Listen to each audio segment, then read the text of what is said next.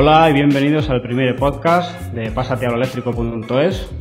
Hoy me acompaña Miguel Millán en edición y Saúl López, el fundador y presidente de pasatealoeléctrico.es.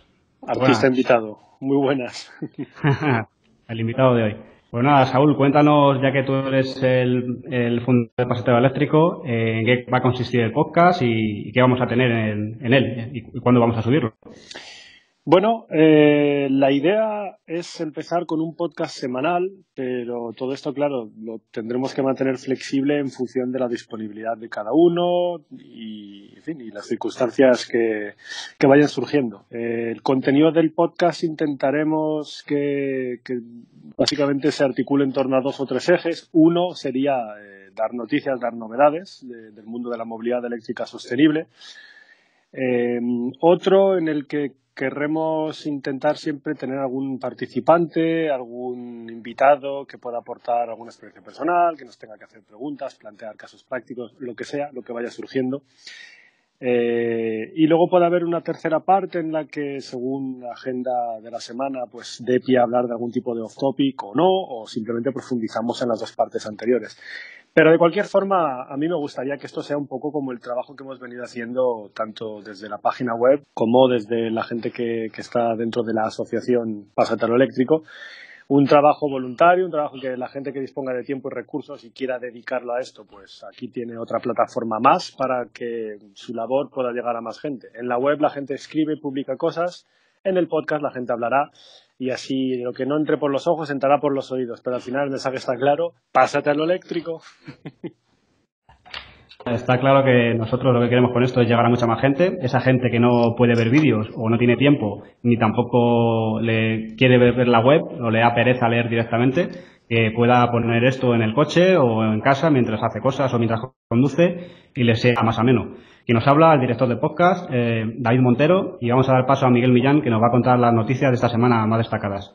Buenas David, buenas Saúl, antes de nada bienvenidos a todos a este primer podcast y muchas gracias por escucharnos.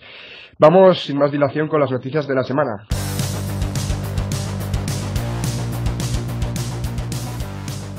En primer lugar, Tesla, tras haber entregado más de 55.000 unidades del Model 3, ha registrado 17 números VIN en Europa.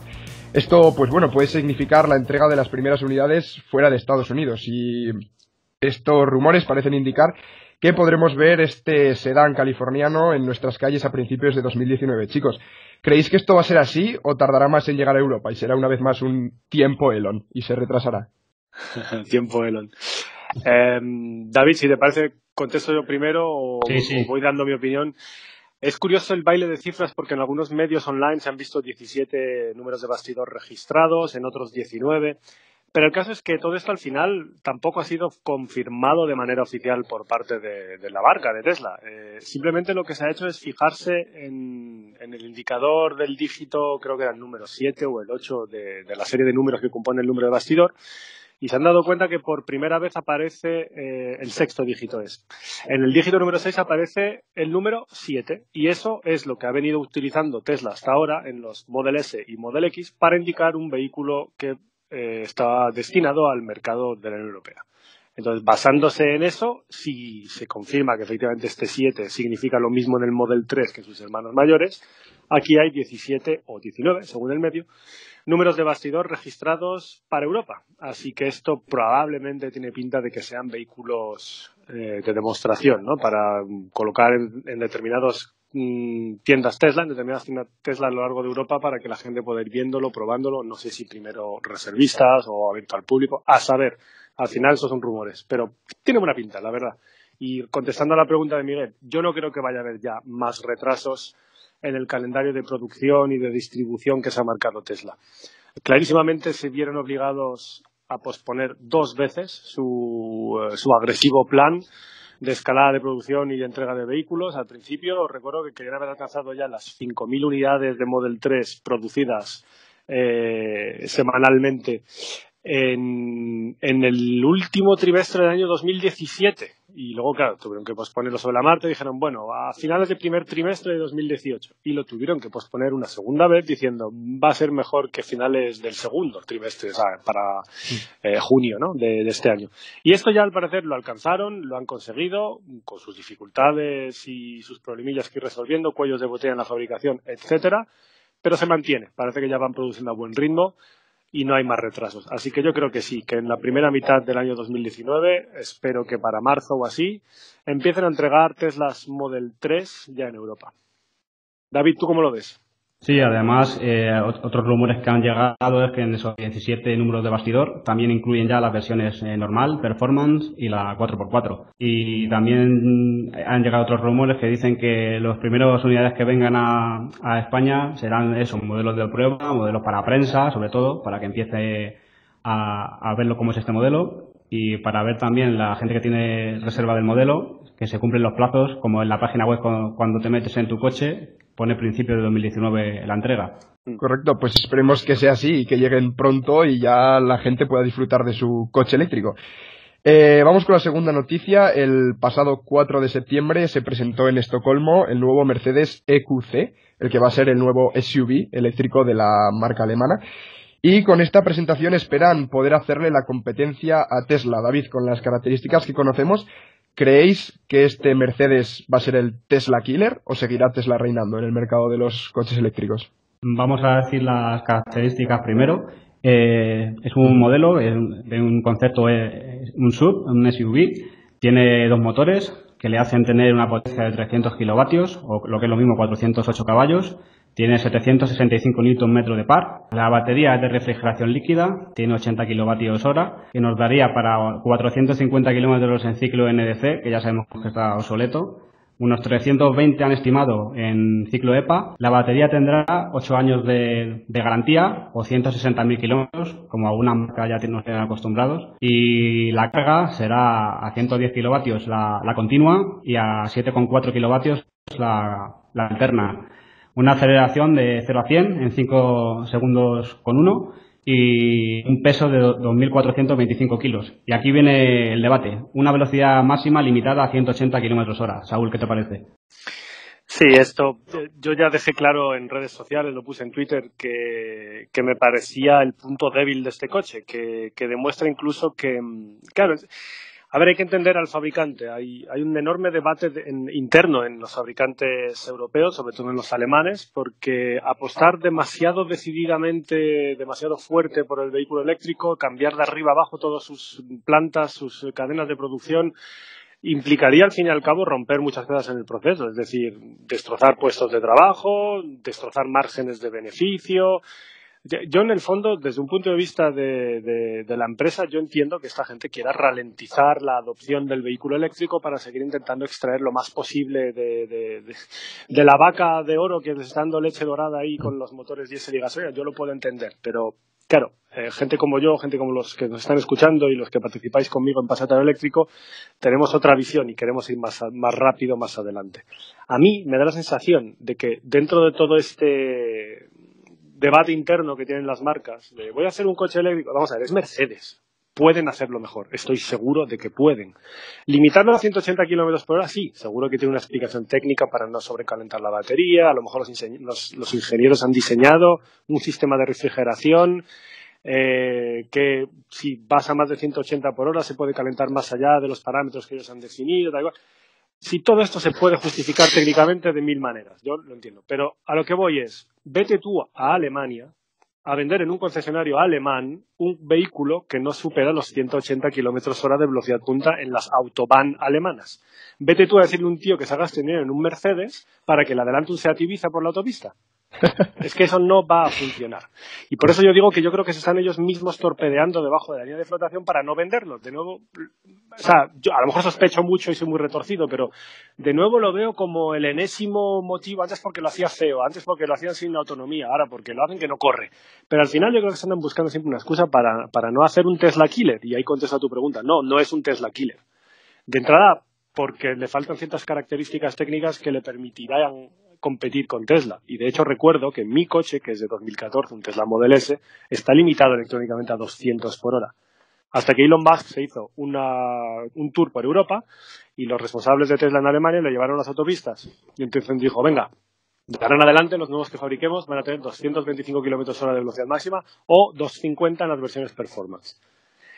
Ahí está el tema, ¿sabes? El que quiere y entiende un poco la dinámica de mercado y lo que busca la gente, no te va a vender un coche de lujo, un coche caro, un coche de representación, un señor Mercedes limitado a 180. Yo no lo veo. Además, yo creo que la competencia de este EQC es más bien el Audi e-tron o el BMW iX3. Porque al final ya sabéis lo que pasa. Como hay tan pocos eléctricos, los comparamos entre sí, pues estamos comparando churras y merinas.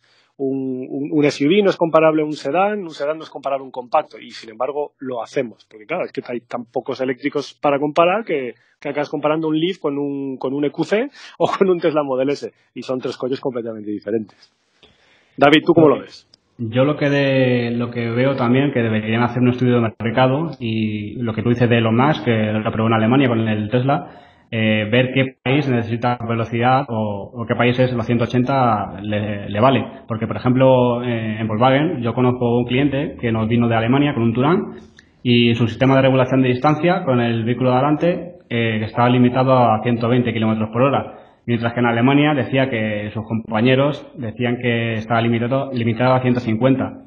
Y no entendía por qué su coche comprado en España, cuando iba al autobahn, no podía tener las mismas características que sus compañeros. Todo se va estudiando y yo creo que haciendo un estudio de mercado de cada país se debería ajustar mucho más la velocidad máxima. Y luego otra cosa que le falta a este Mercedes, por lo menos por ahora, es la red de carga. Cosa que como nadie haga algo, Tesla va a ganar por goleada a cualquier modelo futuro que salga. Yo esto lo veo, ahora mismo están sacando, bueno, ahora mismo no, empezarán a producir el año que viene, así que llegará a mercado no sé si la segunda mitad del año que viene o qué, pero bueno, 2019 desde luego. Con el EQC están posicionándose en 2019 con un producto igual que el que puso Tesla en el mercado en 2012. Un coche grande, con una serie de características, o sea, muy potentes, son 400 caballos, tiene una aceleración de 0 a 100 en 5 segundos, muy similar a lo que ofrecía Tesla. De hecho, hasta la batería es casi idéntica. Los Teslas de aquel momento tenían la opción de 60 kWh, pero también estaban las de 85 kWh, ¿no? ¿Y qué pasaba con Tesla en el año 2012 y 2013? Pues que tenían un bonito proyecto sobre Babel de plagar Europa y Estados Unidos de superchargers, pero no había casi ninguno. Estaban empezando a construir la red. Claro, a día de hoy, pasados 7 años, o 6 años, desde 2012, y Tesla ya tiene una red de superchargers súper tupida, te permite viajar por cualquier sitio prácticamente. Mercedes con la red de Ionity, en Ionity recordemos que no está solo Mercedes, también está el grupo Volkswagen, está BMW, está Ford, o sea, hay inversión y voluntad de hacer una buena red de puntos de carga. Pues esta red está de momento en fase inicial de construcción. Si vais a internet, buscáis un mapa, veréis que tiene un par de puntos en Francia, 4 o 5 por Alemania, creo que un par en Dinamarca y poco más. Pero bueno, esto se irá expandiendo. Yo en ese sentido, o sea, bienvenido sea un vehículo de las características del EQC. Ya les critico lo de la velocidad punta porque yo creo que es marketing y está orientado a no vender demasiado, no vaya a ser que tenga éxito y tengan que empezar a producir más, ¿sabes? Pero en cuanto al producto en sí, el resto de características me gusta, está bien. O sea, el coche tiene sus limitaciones porque no es una plataforma nueva para diseñar un vehículo partiendo desde cero, sino que aprovechan el GLC. Así que dentro de esas limitaciones lo han hecho muy bien. A mí me parece súper interesante y tengo ganas de poder probar uno. Y la red de carga hay que darles tiempo. Está claro que a día de hoy no pueden competir con Tesla, pero ni Mercedes ni ninguna marca. Pero claro, en 3-4 años tendrán ya una propuesta sobre la mesa, ya en 2020 existirá una red que de verdad sería una solución alternativa a la de Tesla. Yo todo lo que sea avanzar en esa dirección, construir más redes de carga rápida, más vehículos eléctricos, varios modelos dentro de cada marca, la aplaudo. Pero que se les vean las ganas de verdad, porque esto del 180 a mí me ha matado. Me ha matado. Correcto, al final es lo que decimos, que sí, no, a ver, mi opinión, este Mercedes está bien el coche porque es una declaración, digamos, de intenciones por parte de Mercedes, en el sentido de que, pues bueno, han sacado un coche eléctrico, una marca tradicional como puede ser Mercedes. El problema es que hasta 2020 no se van a empezar a entregar, o finales de 2019, lo cual Tesla, por ejemplo, ya entrega miles de unidades a la semana, y luego tenemos otros coches como el Audi e-tron, que también está ahí, que va a salir pronto. Y no sé yo si tirará mucho para adelante, pero a ver, la cosa aquí es que todos los fabricantes empiecen a sacar coches eléctricos por un tubo y que vendan un montón, para que así los precios bajen en general de todos los coches y llegue al mercado general de todo el mundo, que se lo pueda permitir todo el mundo. Eso es. Así que es... Sí, Isaúl. Nada, que solo iba a decir que efectivamente el EQC solo es el primer eslabón en una cadena que ya está puesta en marcha. O sea que ojalá sigan sacando un par de modelos eléctricos 100% cada año como parece que está presupuestado, previsto y organizado dentro de Mercedes. Ojalá se cumpla. Y mejore la calidad de la carga y de la autonomía y demás. Así que si os parece vamos con la siguiente noticia. El 1 de septiembre entró en vigor el ciclo WLTP. Esta nueva norma pretende ser mucho más exigente que el actual NEDC y el gobierno lo va a aplicar de forma paulatina hasta 2020 para que todo el mundo se pueda adaptar a este nuevo ciclo. ¿Creéis que realmente va a ser mucho más exigente o va a ser más continuista como el NEDC? Saúl. Yo te iba a preguntar a ti, David, que si nos recordabas en qué consistía el ciclo WLTP, cuáles eran las diferencias, etcétera. Tú haces un pequeño resumen. La velocidad punta, la velocidad en la prueba cambia, en vez de 20 km por hora creo que es a 30. El tiempo de duración de la prueba dura más. La velocidad máxima pasa a 131 km por hora, cuando antes eran 120 aproximadamente. Y cambian mucho más factores, como por ejemplo tienen en cuenta los opcionales del coche, ya que si meten un opcional que añada más peso al coche, influye en las emisiones y por lo tanto también se acerca más a una medida más real que la antigua NEDC. Además, la temperatura ambiente la han bajado, me parece que de 20 grados, que es una temperatura estándar, a 14, para que sea un poco más dura la prueba. Y ahora lo que decíamos del tema de la moratoria, claro, aquí está claro que hay un trasfondo económico, hay un trasfondo de lobby de fabricantes de automóviles que básicamente adaptar toda su flota de vehículos a los nuevos procedimientos de test del WLTP les cuesta mucho dinero. Y entonces si les damos 2 años más para hacer los deberes, pues más fácil que se lo ponemos, ¿no? Básicamente al final eso, es el gobierno ha tirado la toalla o ha cedido o ha dado su brazo a torcer en esto frente al poder de los lobbies en las negociaciones. Es básicamente así. ¿Por qué? Porque de entrada hay unas cosas que tenemos que tener en cuenta y es que con el WLTP hasta la fecha había una serie de vehículos que estaban exentos de un impuesto de matriculación por sus emisiones de CO2 bajo las normas NEDC. Pues bien, entre un 10 y un 20% de todos esos coches exentos de pagar el impuesto de matriculación, con el WLTP empezarían a pagarlo. O sea, de entrada a los fabricantes les cuesta más dinero homologar todos los vehículos, hacer todos los test de nuevo, dar los nuevos valores. Y además, muchos de ellos resulta que es que luego se les encarecería el precio de venta al público, por lo cual repercutiría negativamente en sus ventas. Así que está claro que ahí han hecho mucha presión para conseguir esta moratoria de 2 años adicionales. Y esto es súper contradictorio con lo que parecía que venía declarando el nuevo gobierno, porque decían, bueno, se declaraban muy a favor de la transición energética, de favorecer el uso de los vehículos eléctricos, incluso de subir la carga impositiva del diésel, etcétera. Y de repente te plantan ahí 2 años más para que estos hagan sus deberes tranquilamente y vete a saber qué más pueden llegar a ceder más adelante, porque si ya han cedido una vez, ¿quién te dice que no siguen cediendo más adelante? A mí me ha decepcionado muchísimo esto en España, es una pena.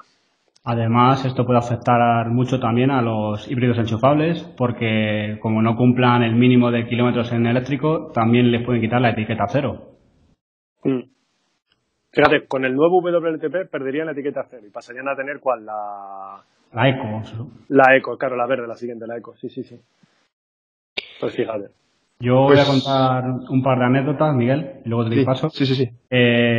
Como sabéis, también esto lleva a familias y a trabajadores que les afectan. Por ejemplo, la fábrica de Volkswagen en Navarra ha tenido que hacer un ERE de 8 días porque no le llegaban motores adaptándose a este ciclo. Supongo que ahora con la moratoria, no sé si esperarán a esos nuevos motores o dejarán seguir montando el anterior. Pero tengo una anécdota de un amigo que ha comprado un Tiguan gasolina. No le he podido convencer de un eléctrico porque él quería un Tiguan y como GT ya dijeron que iban a desestimar el fabricarlo, por lo tanto tenía que ser un Tiguan y por lo menos se ha comprado un gasolina. Y este coche lo compró con un motor 1.4 y lo compró en septiembre del 2017. Estamos en septiembre de 2018, su coche todavía no ha llegado. Es más, ha recibido un correo que su coche se está convirtiendo para la nueva norma WLTP. Ya no va a ser un 1004, va a ser un 1005, un 1500. Y va a tener lo que se supone que es un filtro antipartículas para los gasolina. Le han avisado de que esto no le va a encarecer el precio, asume el encarecimiento del coste, lo asume la marca, pero que puede llevar a más retrasos. Se puede ir el coche a una entrega teórica de enero, lo que estamos ya hablando casi un año y medio de una entrega de coche. Y lo de siempre, más emisiones y más consumo, que le han prometido que seguramente esté a la par. Claro, si es que ese es el problema. Una y otra vez se ven las limitaciones a las que están llegando ya las actuales tecnologías, tanto para los diésel como los gasolina, para conseguir adaptarse a las nuevas normativas de emisiones. Se ve que no lo consiguen. Entonces, al final se dan muchos casos, ¿no? Y también de muchos rumores de gente que por adaptar un motor o por reprogramar centralita para quitar el software trampa en cuanto a las emisiones de los óxidos de nitrógeno en los diésel y tal, que al final se dan cuenta de que les consume más y tiende a andar menos, que tienen menores prestaciones en cuanto a aceleración el vehículo en sí, ¿no? Es una pena, además, sobre todo contando el primer caso que estabas mencionando, lo del ERE. Es una pena porque esto al final es culpa de las empresas. Y las empresas, por supuesto, los directivos siguen ahí ganando sus millones y no se quedan sin trabajo, pero enseguida donde recortan y donde despiden es en la mano de obra, es en el empleado de abajo, el que está en la fábrica, en la cadena y el que está currando. Y a mí esto me da muchísima rabia y me causa muchísima frustración porque tienen medios y recursos para hacer los cambios de otra manera completamente diferente. ¿Que les va a repercutir en su margen de beneficios? Sí, pero no tienes por qué despedir a la gente. O sea, como con cualquier irrupción de nuevas tecnologías, habrá gente que se quede sin trabajo, pero también habrá gente a la que le puedes ayudar a reconvertirse a trabajar en las nuevas tecnologías. No sé, con los ordenadores dejaron de fabricarse prácticamente máquinas de escribir, pero al final se consiguió recolocar a toda esa gente y con eso, en fin, puedes sacar 1000 ejemplos más, ¿no? Aquí es una pena que los fabricantes hagan lo de siempre. Primero lo retrasan lo más posible. Cuando ya lo han retrasado más allá de un punto de no retorno, le van a llorar al gobierno diciendo es que si no me permites saltarme esa norma durante 2 años más, hay que despedir a 100.000 personas. Entonces, claro, ¿qué va a hacer el político de turno? ¿Echarse encima de sus hombros la responsabilidad de 100.000 parados? No. Pero estas son decisiones, o sea, nos están forzando la mano a los políticos y a la gente que tiene poder y voto en la cadena de toma de decisiones. Y es bastante... Yo experimento muchísima frustración cada vez que analizo todo este tipo de procesos y veo qué están haciendo. Me doy cuenta de lo que podrían hacer, pero deciden no hacer nada. En fin, es bastante triste. Voy a parar ya, si no he echado a llorar. ¿No creéis que esto puede favorecer al vehículo eléctrico en el sentido de que, como sabéis, con la nueva norma WLTP, si los motores no se adaptan, emitirán más y por lo tanto sabéis que todas las marcas tienen un máximo permitido de toda la gama de modelos de gramos de CO2 emitidos. Sí. Por lo que si emiten más de la cuenta, ¿no favorecerá esto a la creación de más modelos eléctricos, híbridos o mild hybrid para que baje esa media de gramos? Sí, yo creo que sí. O sea, el lado positivo de todo esto. Cada marca tiene que tener una media en su flota en venta de 95 gramos de CO2, creo que era. Entonces, claro, si tienes 3 vehículos que emiten 200 y pico, pues una buena solución es sacar un eléctrico, que te emite 0. Entonces, en el cómputo global de toda la flota te disminuye un montón la media. El tema es que luego esos los produzcan también, porque yo estoy convencido de que demanda hay y que la gente querrá eléctricos, pero los tienen que poner, pues eso, con unas características técnicas, un diseño y un precio que hagan que luego la gente los pueda comprar. Si te ponen un eléctrico en cartera, digamos, ahí en el catálogo, pero cuesta como un Tesla y te producen 5.000 al año, no va a solucionar gran cosa, me temo. Claro, y al final dar facilidades en los concesionarios, no vayas a pedir un eléctrico y te empiecen a meter que si un híbrido o que si un gasolina, que te digan, vale, sí, perfecto, este es nuestro catálogo de eléctricos. Sí. Es que tienen un stock de vehículos que no cumplen ya con WLTP que vender, ¿eh? Tienen que sacarlo, tío. Ahora, la oferta de kilómetros cero está por las nubes ahora, tienen que deshacerse del stock, o sea, en fin. Bueno, Saúl, pues no llores porque no lloro. nos toca celebrar. Sí, nos toca cantar el cumpleaños feliz porque Pásate al Eléctrico este mes cumple 1 año. El 22 de septiembre hará exactamente 12 meses que se publicaron los primeros posts y que este proyecto empezó a andar. ¿Cómo lo ves, Saúl? Correcto. Esto de nuevo empezó con Saúl llorando en redes sociales, puso un tweet diciendo quiero hacer una web, ¿quién me ayuda? ¡Socorro! Y entonces salieron ahí, dieron un paso al frente una serie de valientes que me sorprende que todavía no haya tirado la toalla ninguno, no se arrepienta nadie. La cantidad de horas que le hemos echado aquí y que le habéis echado, tanto para hacer este podcast como para hacer la web, las nuevas secciones que hemos creado. No sé, ha sido impresionante. Yo no me esperaba esto. De hecho, al principio no tenía yo tampoco muy claro lo que quería hacer con esa web. Sabía que quería ayudar a la gente, que yo estaba muy limitado por estar presente solo en YouTube y que había mucha gente que no veía vídeos de YouTube. Entonces, que se estaba quedando ahí todo un grupo de personas sin poder informar, sin poder intentar convencer de las bondades del coche eléctrico y bueno, pues la web nació para dar un poco cobertura a ese sector, ¿no? Desde entonces hemos avanzado un montón. La web ahora está respaldada por una asociación sin ánimo de lucro que hemos registrado en el correspondiente registro de asociaciones. Tenemos un CID. En fin, ya somos una entidad legal, asociación sin ánimo de lucro, pásate a lo eléctrico. Y luego está la web en la que ha trabajado muchísima gente, tanto el equipo de redactores que ha mantenido durante todo este año la web a flote, la web viva, porque claro, no es lo mismo una web en la que pones un contenido estático que la gente visitará pues en pequeñas cifras, ¿no? Durante algún año, que un blog en el que la gente puede informar dando su opinión, originando debate, en fin, es súper interesante, no es simplemente una web de noticias, es que es un blog y esto tiene sus ventajas. Y bueno, gracias al equipo de redactores que han estado escribiendo en el blog, siempre voluntario todo. Esto es gente que contacta y dice, oye, me apetece escribir sobre tal experiencia que tengo yo, o tal opinión, o tal cosa que me he dado cuenta. Y el que sabe escribir y tiene tiempo y quiere, pues pum, ahí postea en el blog de Pásate a lo Eléctrico sus vivencias y sus opiniones. Y eso es el trabajo de la web. Es un grupo de voluntarios que trabaja por acelerar la transición a la movilidad eléctrica sostenible. Llevamos un año, ya hemos conseguido legalizar todo, registrarnos con la administración todo en orden, lo tenemos todo. Y ahora tenemos nuevas secciones que acaban de ver la luz recientemente, como la de Personal Shopper. También tenemos el Route Planner, el típico mapa donde además de ver dónde están los puntos de carga, tú le dices tu punto de partida y tu punto de llegada y te enseña cuáles son los puntos de carga que hay en tu camino, de forma que puedas planificar tus paradas y tu ruta, ¿no? Pero vienen más cosas detrás. Hay un grupo de gente ahí trabajando duro por poner nuevas secciones en marcha.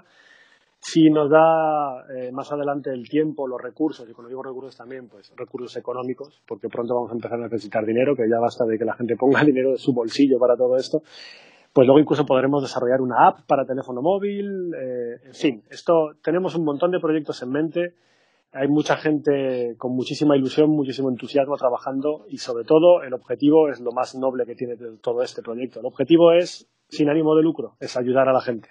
Es ayudar a la gente a pasarse a lo eléctrico. El que tenga dudas se las resuelven. El que quiera comprarse un coche pero no sabe cuál, está el equipo de Personal Shopper. El que quiere informarse, tiene el blog. El que quiere saber si hay un punto de carga cerca de donde vive, ahí tiene el mapa con los puntos de carga. El que quiera hacer un viaje y no sabe dónde cargar, ahí tiene el Route Planner. Ahí está el equipo de Pásate a lo Eléctrico. Para el que necesite información y ayuda, se le ayuda. Así que si me estáis escuchando, gente, el equipo de Pásate a lo Eléctrico, enhorabuena a todos por este enorme trabajo que habéis ido poniendo como hormiguitas ahí, paso a paso, haciendo un montón cada vez más grande para crear esta web y ayudar a toda la gente. Muchas gracias, de verdad, chicos. Sois unos cracks. No estoy llorando, ¿no? Es día de celebración, es un mes de celebración. Claro.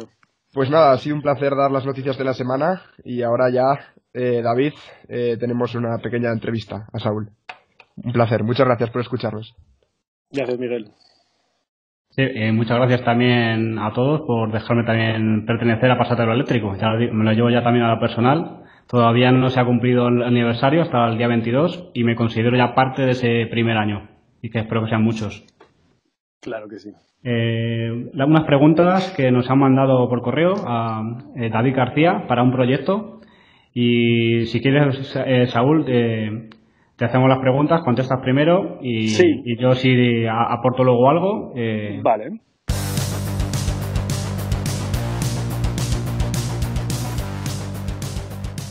Déjame que recuerde un poco quién es David García, ¿no? Para los oyentes. Sí. David García Sánchez. Básicamente es un estudiante de bachillerato de Badalona. que él está ahora elaborando su trabajo final sobre coches eléctricos y su viabilidad tanto en el área de Barcelona, donde él vive, como en España. Entonces, enmarcado dentro de pues, esta labor que está realizando de investigación, etcétera, para su trabajo, decidió contactar con nosotros para hacernos una serie de preguntas y propusimos darle respuesta aquí, en el podcast, de forma que no se quede solo la información entre nosotros y él, sino que también todo el mundo pueda estar al tanto e informarse y aprender algo nuevo. Así que, adelante, David, dime las preguntas de David. David. La primera pregunta. ¿Crees que la evolución del coche eléctrico se está produciendo a una velocidad razonable? Y si es que no, ¿por qué? Yo lo tengo clarísimo. No se está produciendo a una velocidad razonable en absoluto. La situación en la que está el planeta es alarmante, es urgente. Y la verdad es que yo creo que ya empiezo a tener esta duda de que si a día de hoy, de inmediato, esto fuese posible, dejar de consumir combustibles fósiles, dejar de quemar petróleo, dejar de quemar todos sus derivados, de la noche a la mañana, yo empiezo a tener dudas de que, a raíz de los últimos estudios que están publicando y que siempre voy leyendo, empiezo a tener dudas de que incluso aunque eso fuese posible de la noche a la mañana, pudiésemos detener o aminorar el ritmo al que está teniendo lugar el cambio climático para volver a los niveles que ha recomendado el panel de expertos de la ONU. Incluso ya empiezo a albergar dudas de eso. Así que no, en absoluto no se está produciendo una velocidad razonable. El coche eléctrico, por supuesto, no es más que un eslabón dentro de una cadena de diferentes medidas que tenemos que implementar a todos los niveles para conseguir dar una solución al cambio climático. Pero, desde luego, es un eslabón importante. Ya hay casos, recientes estudios publicados han explicado que Alemania, por ejemplo, que puso en marcha en los años 90 un programa de descarbonización de su economía, sobre todo en el sector industrial, al principio tenía bastantes avances y de un 40% que se había fijado como objetivo de reducción de emisiones de CO2, creo que llegó a alcanzar un 27 o algo así, pero ahora ha empeorado y ha vuelto a subir su nivel de emisiones y se han dado cuenta que es por el tráfico rodado, los vehículos que circulan por sus carreteras. No solo coches, sino también camiones, furgonetas de distribución, etcétera. Así que no, rotundamente no se produce a la velocidad razonable, habría que acelerarlo lo más posible. Es una pena que no se produzca porque es la avaricia, la codicia y los motivos económicos de las grandes corporaciones las que están ralentizando deliberadamente el proceso de transición. Lo que comentábamos antes con las noticias, ¿no? Yo entiendo que una empresa necesita un margen de beneficio para seguir operando, dar resultados a sus inversores, pero también hay que saber mirar un poco por la supervivencia de la especie humana, por mirar qué planeta le vas a dejar a tus hijos. Esa gente, esos grandes inversores, esos grandes jefes de esas empresas también tienen familia, ¿no? No piensan en ella, es que no lo sé, no lo entiendo. Desde luego que el motivo para mí está claro, es económico, es la codicia, la avaricia, es querer prolongar lo más posible el modelo económico actual basado en la quema de combustibles fósiles, y estos combustibles fósiles siendo quemados, pues con las emisiones que conlleva, nos está matando, básicamente. A fuego lento, pero nos está matando. Así que un poco pesimista la respuesta, pero es lo que hay, me temo. Yo solo digo una noticia que salió esta semana, que si seguimos así, en 2035 puede que el planeta llegue a un proceso de no retorno. Fíjate. Seguimos con las preguntas. ¿Qué crees que tiene que cambiar en la mentalidad de la gente para que se acelere el cambio? En la mentalidad de la gente debería cambiar bastantes cosas, ¿no? De entrada se debería intentar concienciar un poco más del bien común, no del bien individual. Porque claro, yo también puedo entender la perspectiva de cómo voy a dejar yo de usar mi coche diésel o gasolina de hace 10 años, que me va bien, que me lleva a todos sitios y no me tengo que andar preocupando de si cargo, si no cargo, si la batería, si llega la autonomía. Simplemente continúo con lo que me resulta más cómodo a mí y ya está, ¿no? Pero claro, eso tiene un precio a pagar. Y ese precio está, como estamos viendo, está siendo cada vez mayor. Así que ahí efectivamente tiene que haber un cambio de mentalidad en el cual empiece, por lo menos para determinadas cosas, determinadas facetas de la vida, empieza a prevalecer más el bien común que el bien individual. Y sí, si te tienes que empezar a comprar un tipo de vehículo que te limita la autonomía o que te tiene que poner media hora en pausa en un trayecto para que recargue una batería, pero eso redunda en un beneficio común, ¿por qué no? ¿Por qué no? Habría que fomentar ese cambio. Y de todas formas, yo creo que más allá del cambio de mentalidad, al final lo que va a ser efectivo es la economía. Cuando le tocas el bolsillo a la gente, ahí el cambio de mentalidad viene bien rápido. O sea, tú le empiezas a subir el coste de la utilización de su vehículo actual, ya sea mediante impuestos, más cara al diésel, menos declaraciones fiscales, el perfil que le quieras dar a ese tipo de intervención. Y a su vez pones en marcha sistemas para ayudar en la implantación de un vehículo eléctrico y para hacer mucho más barato su coste total de propiedad, que es decir, que sea más barato comprarlo y, por supuesto, como ya es a día de hoy, más barato usarlo, pues a continuación la gente dirá, oye, un momento, voy a estar gastándome yo X al año por un coche de gasolina cuando me puedo gastar X dividido entre 2 por tenerlo eléctrico, y entonces ya cambiarán al coche eléctrico. Pero bueno. Yo creo que así es, que la lacra de ahora es el precio de compra. Directamente, si tienes un mismo modelo, 6.000 euros más barato, hay gente que no mira medio ambiente, mira nada más que su economía, como también a veces mal. Quien pase apuros no puede permitirse pagar 6.000 euros más por un coche en ese momento. Efectivamente. Claro. Siguiente, la matriculación de coches eléctricos en España al 0,5%, mientras que en Noruega ronda el 30%. ¿Qué hay en Noruega? Bueno, David, te estamos perdiendo un poco. ¿Hay algún problema de cobertura? Y si hay relación con la mentalidad. Sí, mira, ¿Me escuchas ahora? Te oigo bien. Déjame que repita, mientras yo contesto, repito la parte de la pregunta que soy yo mal y ya está. Como decía en la pregunta David, en Noruega se matriculan coches eléctricos en torno a un 30% de todas las ventas a día de hoy, mientras que en España nos quedamos en el 0,5%.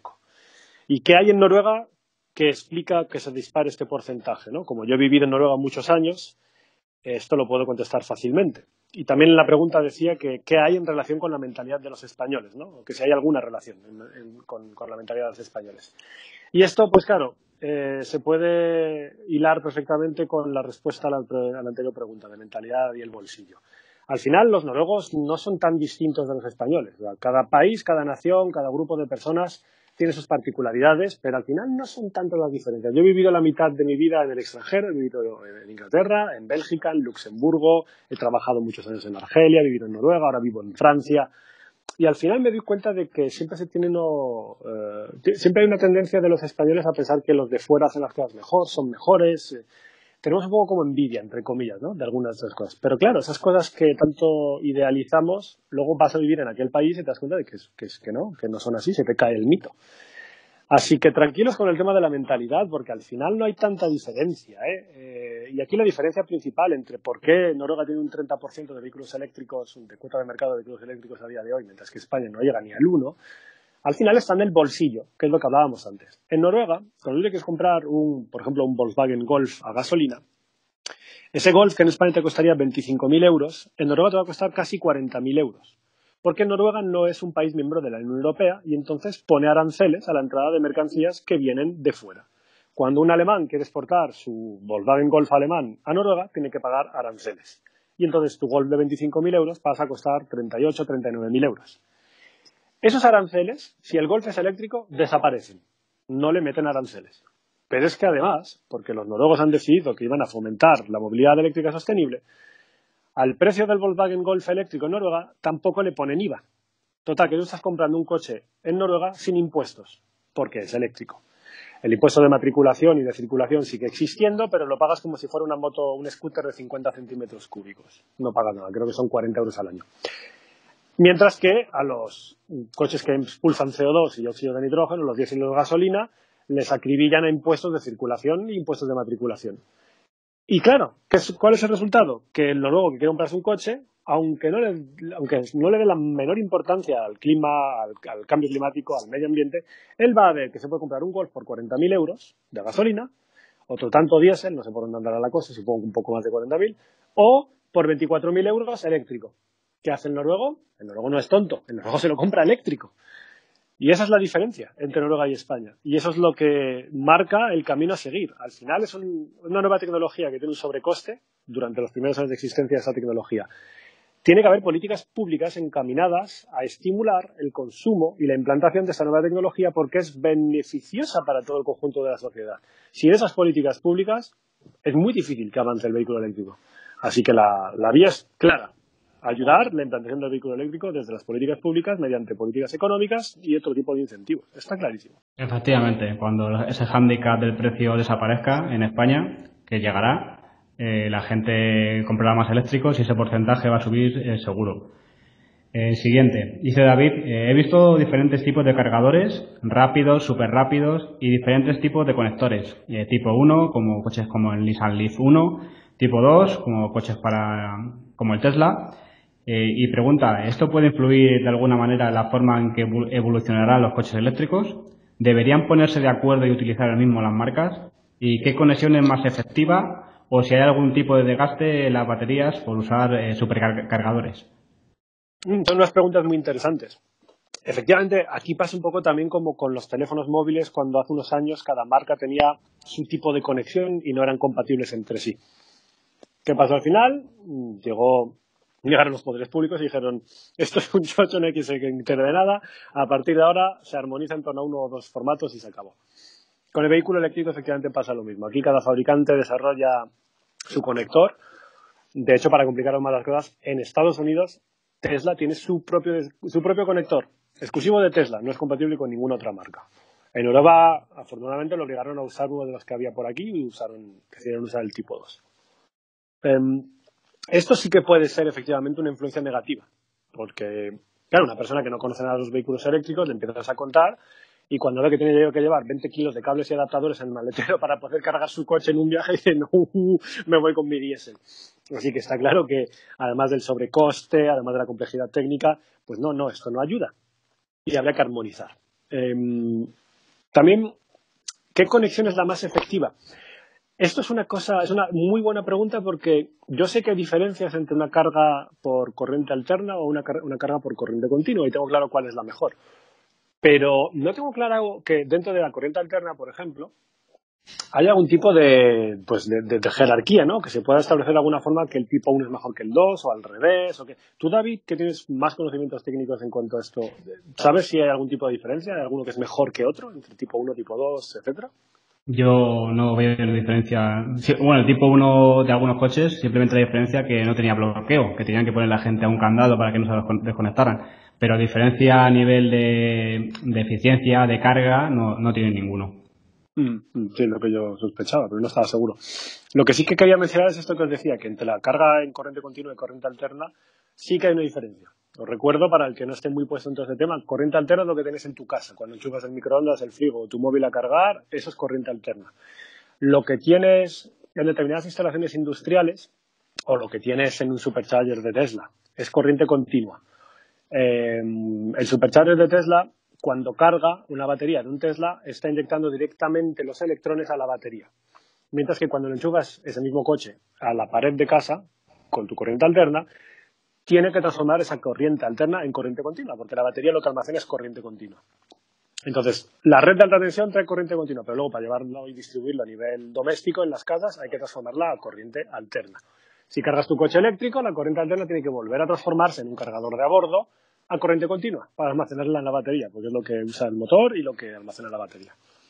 Entonces, ¿qué es lo que quiero decir aquí? Que hay una ineficiencia, hay pérdidas. Todos estos procesos de transformación, energía que va por un lado, que va por otro, que pasa por un transformador, etcétera, se pierde energía bajo forma de calor principalmente. Entonces, indiscutiblemente hay una ventaja de la carga en corriente continua respecto a la carga en corriente alterna, porque hay mayor eficiencia en el proceso de carga, hay menos pérdidas. Eso sí que está claro. Y luego, la última parte de la pregunta. ¿Algún tipo de desgaste en las baterías por usar supercargadores? Difícil de contestar. A priori sí, porque lo que pasa es que cuando metes un chut de carga a 100 kilovatios, 110, 120 kilovatios, estás calentando la batería. Ahí hay mucha potencia, se sobrecalienta la batería, entonces, según el sistema de refrigeración, según el sistema de control de la temperatura que tenga el vehículo, puede que al final no pase nada o puede que se caliente demasiado y entonces pueda acelerarse el proceso de degradación de las baterías. Se ve que, de todas formas, los fabricantes ya, a día de hoy, han aprendido esto muy bien y básicamente lo que hacen es que el sistema de gestión del proceso de carga, el BMS, el Battery Management System de todos los coches, ese sistema de gestión está vigilando constantemente la temperatura que tienen todo el pack de baterías y limita la potencia de carga si es necesario. O sea, aunque lo refrigeres, porque por ejemplo un Tesla tiene refrigeración líquida, si estás cargando y se refrigera y eso es suficiente para seguir cargando rápido, pues seguirá entrando 100, 110 kilovatios de potencia en tu batería mientras estás cargando. Pero si por el motivo que sea no refrigera bien, la temperatura exterior es demasiado elevada o hay algún fallo en el sistema y algo detecta ahí que, mira, esto está calentándose, disminuiría la potencia de carga. Es una cosa que también hace el nuevo Nissan Leaf. El nuevo Nissan Leaf no tiene un sistema activo de refrigeración, no tiene refrigeración forzada por líquido ni por aire, Entonces, esa batería se calienta mucho. Si tú estás circulando un viaje en verano con 30 y pico grados y continuamente te pones a cargar en Chademo y continúas tu viaje y vuelves a cargar otra vez en Chademo, esa batería se va a calentar mucho. En cuanto el sistema ve que la temperatura de la batería está acercándose a un nivel en el cual podría perjudicar a la propia batería, te limita la potencia y tardas más tiempo en cargar, pero no dañas la batería. Así que esto hay que tenerlo en cuenta. O sea, podría haber mayor desgaste en una batería de un coche eléctrico si utilizas carga rápida muy a menudo, pero eso solo en los casos en los que no hay un correcto control de la potencia de carga. A día de hoy los vehículos que están fabricando ese problema ya no lo tienen, porque o refrigeran o limitan la potencia de carga. El famoso Rapid Gate del Nissan Leaf, por ejemplo. Eso es, sí, ahí lo tienes, sí. Siguiente pregunta. Después de ver la entrevista con Jorge Morales, tengo la impresión de que ver ciudades llenas de coches eléctricos no es tan difícil como parecía. ¿Cuándo va a dar el boom del eléctrico? Sí, este vídeo al que te refieres, David, estaba en 2 partes, lo subí a mi canal de YouTube y era muy interesante porque planteábamos las típicas preguntas que hace la gente sobre cómo va a ser posible llenar una ciudad de coches eléctricos si la mayoría de los coches duermen, aparcan en la calle, si en las comunidades de vecinos es difícil ponerse de acuerdo para cambiar una ventana, imagínate para poner puntos de carga en el garaje, etcétera. Y bueno, Jorge estuvo explicando que técnicamente algunas zonas de España necesitarán adaptar su red, pero otras no. Y básicamente hay mucha gente que piensa que de repente tenemos que transformar cualquier edificio en un enorme centro de distribución de electricidad, aumentando enormemente la potencia, etcétera. Y lo que venía a enseñarnos Jorge Morales es que no, que ese no es el camino a seguir. Que el camino a seguir es la eficiencia. Y esto pasa por la implantación de smart grids, es decir, redes de carga inteligentes que cuando tú llegas por la noche y enchufas tu coche no se pone a cargar instantáneamente en el momento en que tú enchufas el coche. ¿Por qué? Porque si eso lo hacen otros 1000 coches a la vez, probablemente estés creando una sobrecarga en la red y fastidias algo. Lo que hay que hacer es enchufar el coche y dejar que la red determine, según las capacidades que hay en ese momento y las que hay a lo largo de las próximas horas, cuál es el mejor momento para cargar tu coche. Porque al final un coche, si tú has circulado 30-40 kilómetros, esos 30-40 kilómetros de autonomía en un par de horas o 3, como mucho, enchufado a la red de baja tensión, y te estoy diciendo a 10 amperios, a 2,3 kilovatios, como cuando cargas tu móvil. El móvil no carga a 10 amperios, pero lo quemarías. Pero quiero decir que es el mismo enchufe de que enchufas tu móvil, tu tele, etcétera. Con 3 horas tienes cargado el coche. Entonces, no es necesariamente si llegas a las 8 de la tarde a tu casa, tienes que cargar entre las 8 y las 11. Y luego hasta las 8 de la mañana del día siguiente el coche está ahí parado esperándote, ¿no? Si tú tienes un sistema que reparte todos estos procesos de carga entre todos los coches, de manera que al día siguiente por la mañana, cuando su propietario necesita arrancar para ir a trabajar, ya tiene la carga de la batería como él la quería, pues ya está, hemos cumplido con el objetivo de he cargado mi coche y hemos respetado la red y no hemos tenido que hacer ningún tipo de obra faraónica para adaptar la red a todos estos coches. Esto es solo un ejemplo de lo que explicaba Jorge en esos vídeos. Entonces, contestando ya a la segunda parte de tu pregunta, como se ve que no es tan difícil como parecía, ¿cuándo se va a dar el boom? Yo estoy convencido de que el boom se dará en el lustro, en los 5 años que van de 2020 a 2025 y que se acelerará enormemente en el siguiente lustro, de 2025 a 2030, de manera que en los países occidentales se llegará a una cuota de mercado de los vehículos eléctricos de un 100% de todos los vehículos nuevos vendidos en el año 2030. Yo estoy convencido de que para 2030 ya no se venderá ningún diésel o gasolina o híbrido en los países occidentales. Así de claro tengo la rapidísima aceleración, la llegada del boom a partir del año 2020. Muy interesante, la verdad. Y además en esos años suponemos que con mayor eficiencia de baterías y de carga, con electrolito sólido, con grafeno, eso ya el tiempo lo dirá. Claro, y con mayores redes de puntos de carga, por baja tensión en las ciudades, alta tensión y carga rápida por autopista. Sí, seguro. Última pregunta. Si tuvieras una posición mucho más privilegiada, ¿qué harías para acelerar el proceso? Supongo que con lo de posición mucho más privilegiada te refieres a algún puesto de influencia política, ya sea sí, yo creo que se refiere a eso. El modelo noruego es el que más me gusta. El modelo noruego que incentiva la compra de la solución positiva para todos y castiga la compra y uso de la solución que es dañina. Y además lo implantaría con la mayor urgencia posible porque al final uno se da cuenta, cuando tú vives en un pueblo de 15 o 10.000 habitantes, a lo mejor no lo notas tanto, pero el que vive en una ciudad y el proceso de concentración de la población mundial en las ciudades no para de acelerarse y seguirá siendo en los próximos años. Cuando tú vives en una ciudad, yo vivo en París, yo a veces que salgo a la calle en París y me da la sensación de estar masticando óxido de nitrógeno, en serio, es una cosa, se huele, se palpa, el aire está espeso, huele mal y me pica la garganta. Es un enemigo invisible que nos está envenenando. Y al final yo digo, bueno, yo todavía puedo tener la excusa de que no sabía. Yo he tenido varios coches, nunca he tenido un diésel, pero he tenido varios coches de gasolina, etcétera. Pero no sé, la gente que a día de hoy ya, yo qué sé, chavales que cuando tengan 18 años pueden optar por comprar un coche o no, o utilizar plataformas de car sharing, que sabiendo todo lo que se sabe a día de hoy optan por el vehículo eléctrico, es lo lógico. Que todavía haya que siga defendiendo, no, la gasolina mola más, porque suena más, porque me gusta el olor a la gasolina. Tío, de verdad, hazlo mirar, porque esto es un problema muy serio, ¿eh? Saúl, el otro día me comentó un compañero que tiene un amigo, dice que ha escuchado un estudio, que no sé quién hizo, que dicen que te guste el olor a la gasolina es bueno, porque significa que tus neuronas funcionan. Hasta ese punto alguna gente... Ya te digo. En fin. Bueno, yo creo que llevamos ya más de 50 minutos. Sí. Creo que es un buen primer podcast, ¿no? Con esto nos estrenamos. Y David, te dejo explicar un poco lo que quieras y lo que creas conveniente para hacer el cierre de este primer podcast, este primer episodio de la temporada. Sí, muchas gracias a todos los oyentes. Y recordamos nuestras redes sociales. Visitar la web pasateroeléctrico.es. Podéis seguirnos también en Twitter, Facebook e Instagram. Visitar también las redes sociales de Saúl, @slcuervo en Twitter y su canal de YouTube. Mi Twitter, @electroshock00 y mi canal de YouTube también Electroshock. Y nada más, muchas gracias, Miguel. Pues muchas gracias a vosotros, ha sido un placer estar en este primer podcast y a seguir dándole caña con los audios. Muchas gracias, Saúl. Gracias a vosotros. Venga, ánimo, a seguir. Se despide David Montero, nos vemos en el siguiente podcast.